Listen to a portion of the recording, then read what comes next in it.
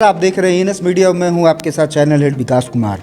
जैसे जैसे ठंड का महीना जो है बढ़ता चला जा रहा है, विशेष करके अगर बांका जिला की पहचान मंदार की मैं बात करूं तो मंदार की तलहटी में जो है यहाँ की खूबसूरती, यहाँ की रौनक जो है शीतलहरी हवाओं के साथ निरंतर हर दिन व दिन निखरते जा रही है। कारण है मंदार महोत्सव का तैयारी। अगर मैं बात करूं मंदार महोत्सव को लेके तो पिछले वर्ष भी मंदार महोत्सव को लेके बांका जिला प्रशासन की तरफ से और स्थानीय जितने भी जनप्रतिनिधि हैं, चाहे वो मंदार की तलहटी पाफरनी तालाब का सौंदर्यीकरण का काम हो या वहाँ पे मेला परिसर का जो वहाँ पे कार्यक्रम होता है, वहाँ पे जो सुरक्षा व्यवस्था की बात करें या सुंदरता की बात करें, तो अपना मंदार निखर के उभर के सामने आता है। कारण है जो नज़दीकी जो राज्य है झारखंड, मंदार महोत्सव में न सिर्फ बिहार बल्कि झारखंड से भी हज़ारों की संख्या में माताएं बहनें काफ़ी जो है पर्यटक जो है यहाँ पे घूमने आते हैं।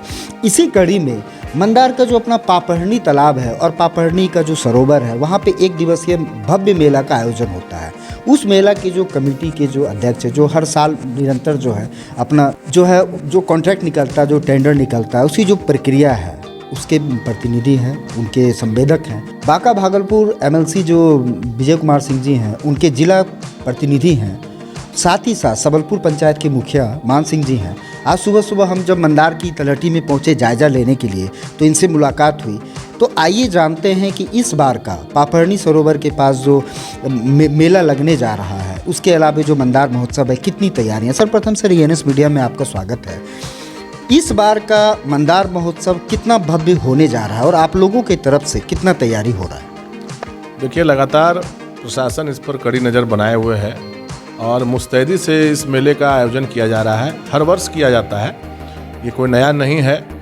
और सरकारी स्तर पर और प्रशासनिक स्तर पर, दोनों स्तर पर जो है यहाँ पूरी तैयारी है और लगातार प्रशासन यहाँ आकर अपनी तैयारी को अंतिम रूप देने में जुटा हुआ है।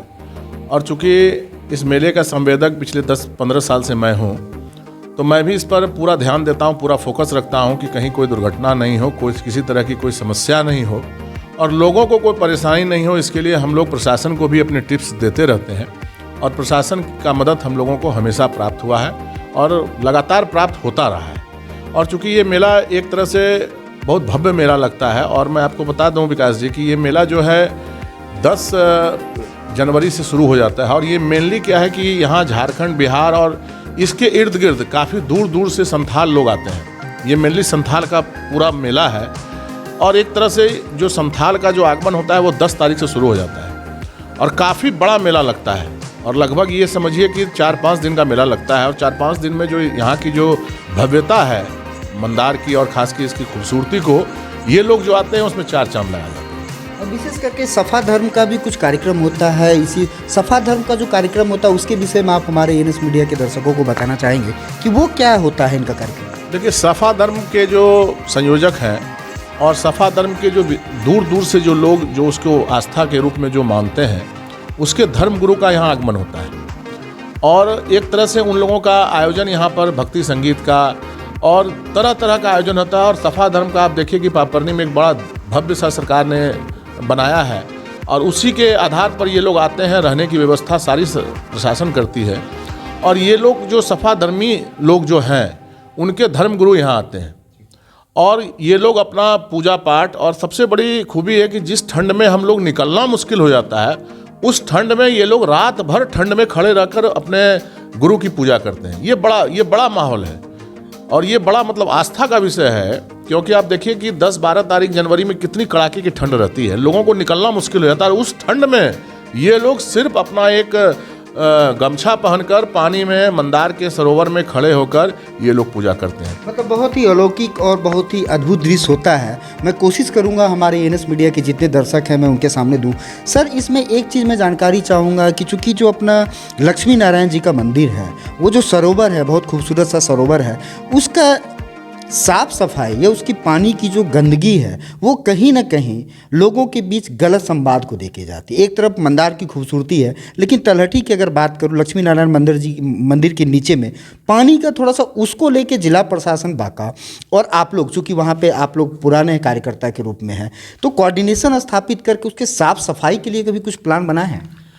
आपको बता दें कि चूँकि पूर्व से ये सरोवर, सचमुच आपने सही प्रश्न किया है, कि ये गंदा रहता है और गंदगी यहाँ के लोगों के ही द्वारा होता है। अब मान लीजिए कि कोई स्नान करता है, शैम्पू फेंक दिया, कुछ भी फेंक दिया, उसको हम लोग रोकने का भरसक प्रयास करता है। एक कमेटी यहाँ बनी हुई है लक्ष्मी नारायण मंदिर के।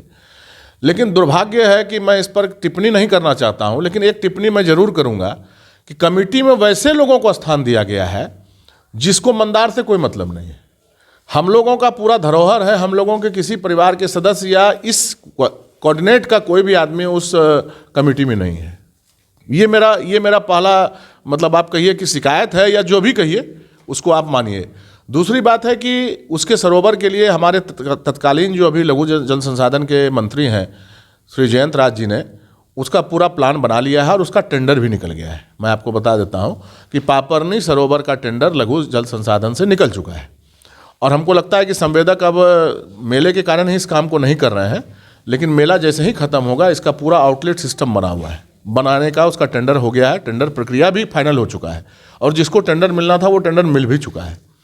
तो इन्होंने बहुत बड़ा काम किया है मंदार के लिए और जयंतराज जी को हम इस इनएस मीडिया के माध्यम से धन्यवाद भी देंगे कि चूँकि वो यहाँ के मंदार के लाल भी हैं और मंदार से इनका व्यक्तिगत झुकाव भी रहा है, लगाव भी रहा है, पैतृक गाँव, हाँ लगाव भी रहा है। और उस लगाव को हम लोगों ने अपने भी उन्होंने देखा और हम लोगों ने भी उनको कहा कि भाई इसको सरोवर को कम से कम सही कीजिए।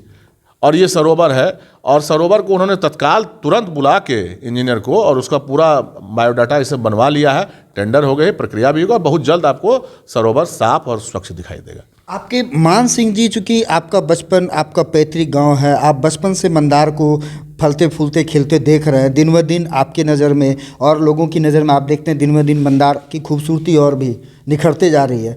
कुछ ड्रीम प्रोजेक्ट आपके पास, कुछ मंदार के लिए कुछ ऐसा मान सिंह जी ने सोचा है क्या कि अगर ये होता तो मेरा मंदार पर्वत और भी खूबसूरत होता?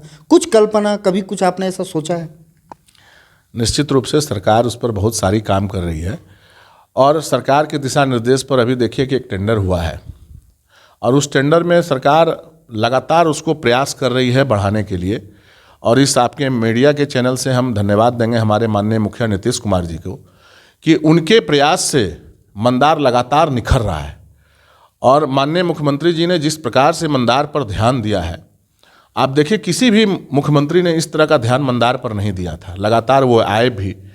और आपके माध्यम से हम ये भी कहेंगे कि उस समय जिस समय की आप रोपवे का भी जो देख रहे हैं, वो सारा दामोदर उस समय के पर्यटन मंत्री जावेद इकबाल अंसारी साहब को जाता है कि उनके समय में ही उन्होंने पूरा इसका बायोडाटा तैयार करके, स्ट्रक्चर करके, पैसा यहाँ तक कि रोपवे को अलॉट कर दिया। और आज देखिए रोपवे चालू है, मंदार लगातार दिन ब दिन निखर रहा है। धन्यवाद है माननीय मुख्यमंत्री जी का कि उनके दिशा निर्देश में मंदार लगातार विकसित और विकास की ओर बढ़ रहा है। मौजूदा समय में जो पापड़नी का कॉन्ट्रैक्ट वगैरह जो निविदा जो पिछले वर्ष कितना का टेंडर निकला था और इस वर्ष का उसका रूपरेखा क्या है? देखिए पिछले वर्ष 2,46,000 था और इस बार उसका 10% तो हर साल बढ़ता है, तो वही हमको लगता है लगभग 2,75,000 के लगभग होगा।